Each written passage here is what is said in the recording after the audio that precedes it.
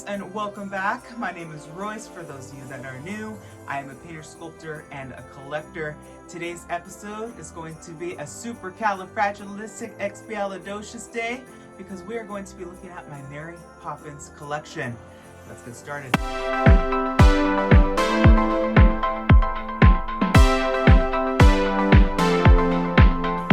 Right, this is going to be a good one, and I'm going to be honest with you because I know a lot of YouTubers are like, oh, I love it, it was my favorite. Mary Poppins was not. When I was growing up, I owned the VHS, but it was very seldomly in my VCR. But as an adult, I really have found a new love for this film and the fantasy of it, and especially the special effects for its time. I am going to show you one of the newer pieces from my Mary Poppins collection, and this is going to be from Mary Poppins Returns. This was released by the Disney Store. This is a limited edition. This umbrella is definitely such a treasured piece. I love the 1920s style of it. It almost looks like it's made of some sort of crystal. This is such a beautiful piece. I think that the new Emily Blunt version of Mary Poppins, a lot of people were afraid. You know, I truly do believe she did an amazing job. She captured the heart and soul and the presence of Mary Poppins. I loved the costumes, I loved the story. It was such a beautiful film. If you have not seen Mary Poppins Returns, check it out. You will not be disappointed. Out with the new and in with the old.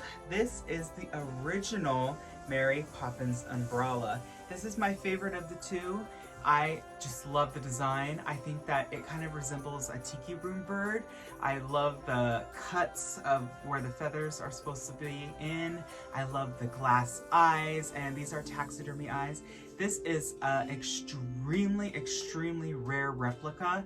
This is only one of 400 that was released, and this is such a beautiful cast, beautifully hand painted. So, fun fact, the Mary Poppins umbrella original that was used in the film is unfortunately currently lost to time, but during an estate sale, the story goes, somebody had a mold of the original head, and it was a plaster mold, and they filled it, and then they were able to replicate these casts. So these are, like I said, 1 of 400. Super amazing. I love the little black tassel that it's got going on. And again, it's just another beautiful matte black umbrella. No gold tip on this one, but it is completely okay.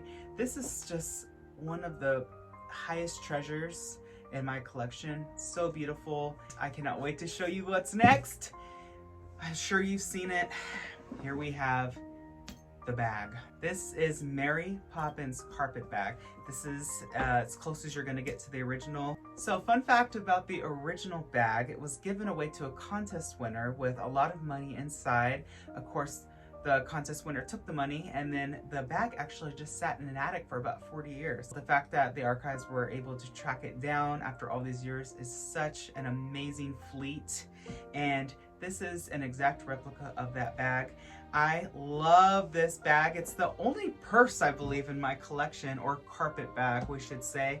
It's pretty large. If you look at this compared to my head, I mean, it's pretty big, and there is something special inside that I cannot wait to show you. All right, you ready to see? Inside the bag, we have an original copy of the Mary Poppins book. Look how beautiful this is. It says Mary Poppins by P.L. Travers, illustrated by Mary Shepard. This book is just beautiful, and again, if you haven't seen my book collection tour, I have an obsession with the way books smell, and this book, it smells like the past. It is so amazing. This was made in 1934, and it is in pretty good condition for its age. I love the cover.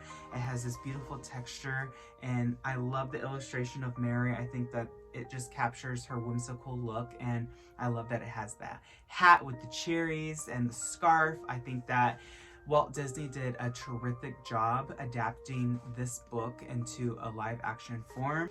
This is such a treasure to have, and my collection is always growing. I am currently in the process of looking for that beautiful snow globe with the cathedral in it that Mary uses in the beginning. There's a few replicas out there, but they are so expensive.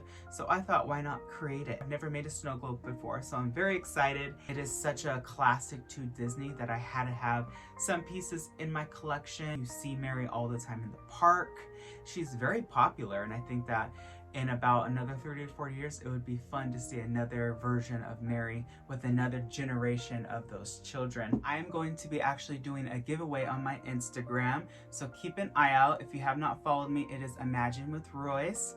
I have a spare cast, exact replica of the parrot head, and this is hand painted by me, so keep an eye out for that giveaway.